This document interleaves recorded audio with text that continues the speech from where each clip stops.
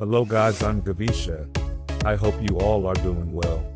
Today's video is gonna be about how to make a small web page using Visual Studio Code. So let's start the video. First, we should open Visual Studio Code software. Then I come to the Windows search icon and click it. Type Visual Studio Code and click the first software like that. It takes few times to load. Then click the file icon at the left sidebar. And click the Open Folder button for open a folder. Then find the location that you want to save your project. And click the Select Folder.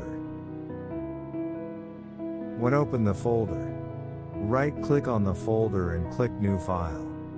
Rename that file to home.html and press Enter button.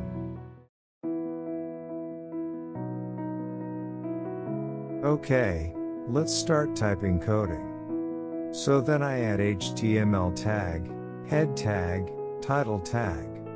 Let's add a title to our web page, then I type my name to our website title.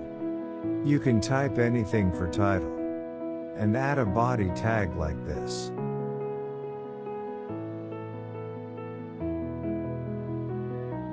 Let's run our website.